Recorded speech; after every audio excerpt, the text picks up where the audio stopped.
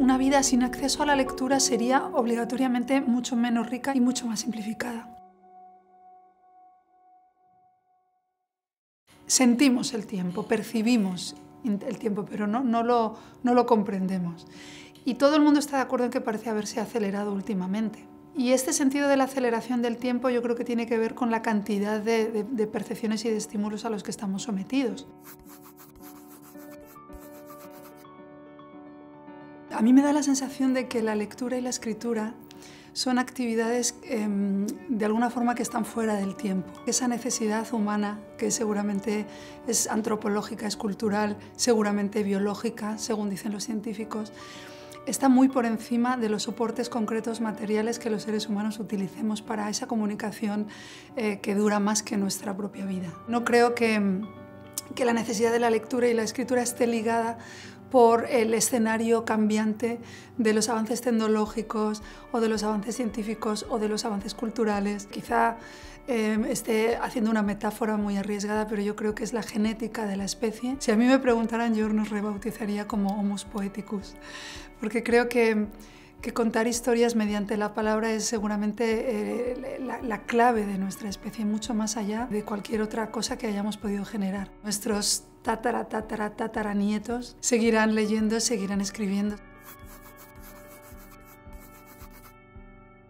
El fomento de la lectura es seguramente en todo lo que tiene que ver con el mundo de la lectura, con el mundo del libro, la madre del cordero, ¿no? A mí me da la sensación de que en las comunidades orales, y cuando esto no está reñido con que haya libros, sino en las que hay mucho intercambio de palabra entre diferentes generaciones, es más fácil que prenda la chispa de la lectura que cuando en las comunidades en las que no hay demasiado intercambio oral y el libro no resuena, digamos, en nuestra conciencia o en nuestra mente con el sentido del oído también, ¿no? Como leyendo, como si el libro nos cantara. Yo creo que fomentar la oralidad es una buena idea, fomentar la lectura en voz alta, fomentar las lecturas corales, fomentar también el compartir las historias en grupo.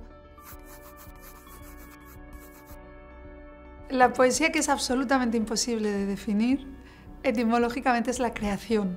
Para los griegos, poiesis es la creación. Yo creo que la poesía es otra forma de nombrar la vida. El simple hecho de leer es ya un hecho de rebeldía. No digamos el hecho de escribir, y ya no digamos el hecho de escribir poesía. Yo creo que el arte de contar y escuchar historias no ha terminado ni terminará nunca. También es verdad que yo tengo una esencia optimista. A mí me da la sensación de que seguimos estando ávidos de historias y se siguen generando las historias. Lo que ocurre es que es verdad que la manera de asociarnos alrededor del fuego, escuchando como los más viejos contaban seguramente que este animal era peligroso porque pasó esto con tal persona, o que no comáis estas bayas porque os va la vida en ello, me imagino, ¿no?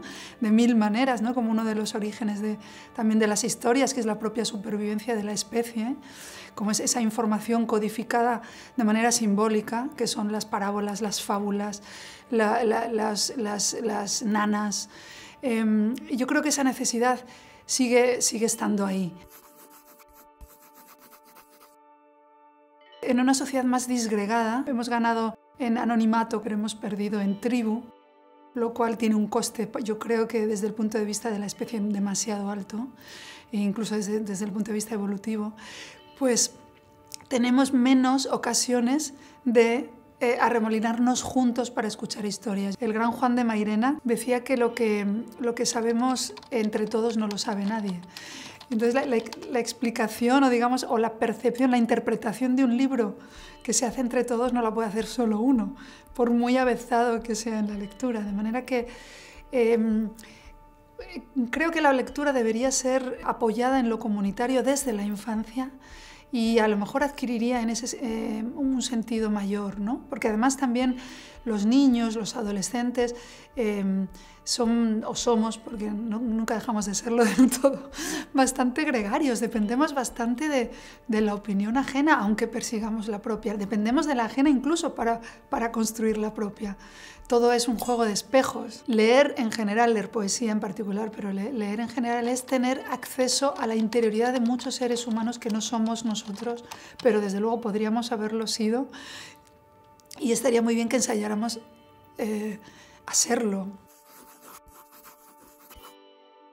Hay bastantes discusiones ahora que los niños llevan unos cuantos años siendo educados con tabletas, todo con soportes digitales, sobre la necesidad de la psicomotricidad fina, ojo-mano, para el desarrollo de ciertas regiones del cerebro. El ser humano necesita, digamos, para almacenar en esos laberintos borgianos que llamamos memoria, hay espacios físicos y hay llaves que abren las puertas de los recuerdos, y esas llaves son normalmente inmateriales, pero están asociadas a sonidos, a olores, a objetos, a rostros, ¿no? Y entonces ese funcionamiento, aunque es misterioso, sí que tiene claves que podemos vislumbrar, y por lo tanto parece ser que sí que tiene que ver lo tangible a la hora de la creación. El amor genera en los seres humanos un efecto de multiplicación. Es una de las vías de conocimiento, según Platón, y de hecho es muy difícil generar motivación por el aprendizaje sin emoción.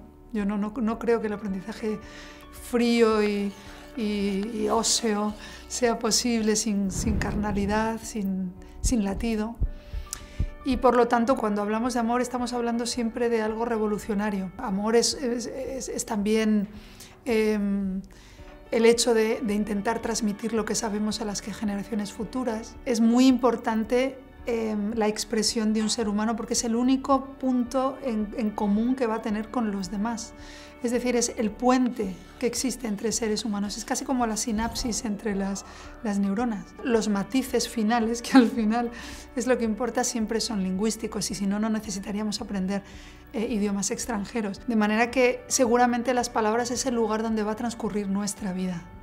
Mucho más allá de nuestra vida física, es el lugar donde de alguna forma se van a construir nuestras futuras relaciones personales, laborales, afectivas, nuestra capacidad de absorber conocimiento, nuestra capacidad de expresarlo. Las palabras son nuestras antenas hacia el exterior, y sin ellas vivimos en una desoladora soledad.